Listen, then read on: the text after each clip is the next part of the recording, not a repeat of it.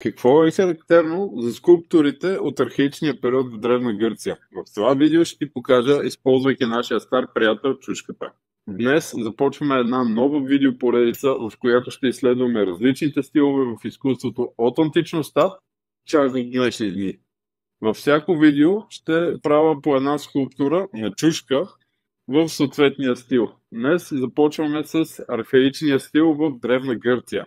Най-характерното за този стил е първо идеализацията, второ симетрията и трето пропорциите. За да разберем защо древните художници са правили изборите, които са правили, трябва да разберем, че скулптурата на времето е имала съвсем различна функция от тази, която има днес. Коя се използва с чисто практична цел.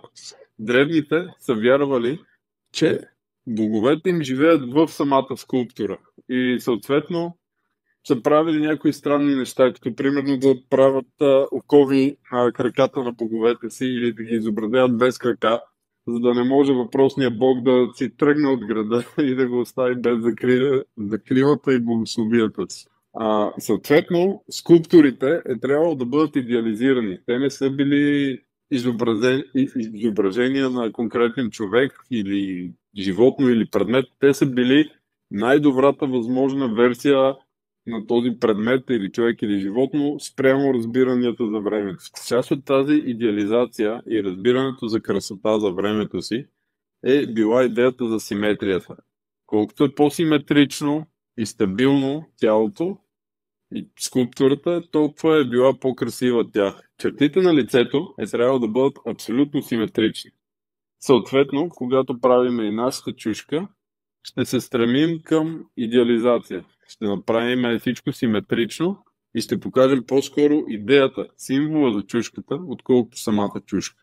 Също така, странните пропорции на скулптури към този период са остатък от едно по-старо мислене. Идеята за така наречената иерархична перспектива, където най-важният човек или най-важното нещо се изобразява по-голямо, за да се наблегне на него.